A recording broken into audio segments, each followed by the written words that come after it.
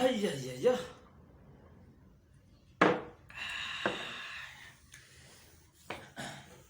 Habari yako bwana. Unajua kwa grabu na kuanga mambo mingi sana mtu akikunywa kitu. Enyewe? Kwa grabu mtu akionja kitu na kuanga. Sasa wewe ndio tunakutambua kama nani? Naitwa Short Wire. East Africa. Wananitambua kama Short Wire. East Africa. Sasa East Africa ni Uganda, Tanzania na Kenya. Na Kenya. East Africa. Sasa wanakutambua kama Short Wire. Short Wire ama Force ya Mungu. Kama Force ya Mungu. Kienda kule mashinani Ukambani Kenya. Sasa Kenya mashinani Ukambani.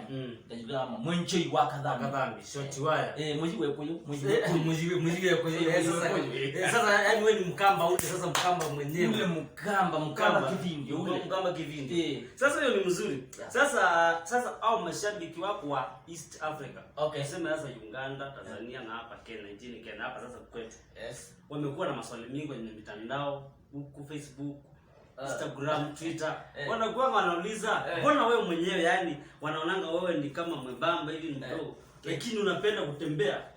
Yaani hata wakati unaakiti video zako. Wao unachukua wale warembo wako. Yaani wewe wamebeba ufa unaelewa? Vile naelezea. Yaani wamebeba.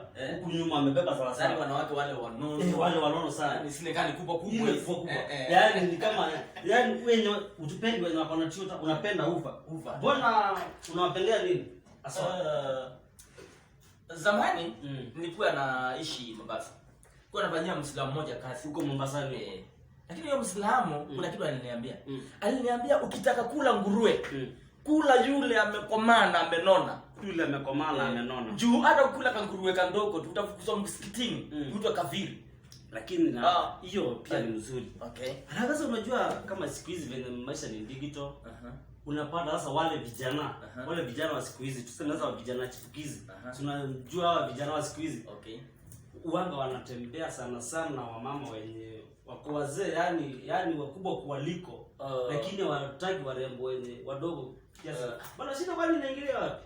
Mwenzangu, ama nikwambie kitu moja. Anawaje nimalize story yangu.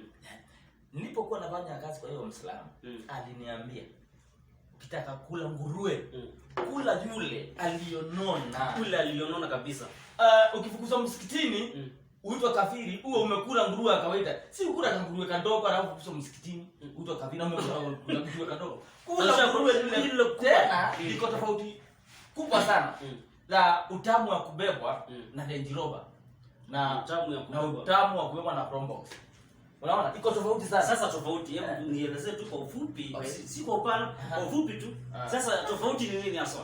Sasa unaona hii warembo wanono ni kama Range Rover. Ni kama Range Rover. Alafu sawa mbamba hivi. Probox bana inapiga pikisha nini ya huwezi linganisha huko na Twitter wewe bana. Leo ni mzuri. Sasa ndio nilikuwa na swali lingine. Okay.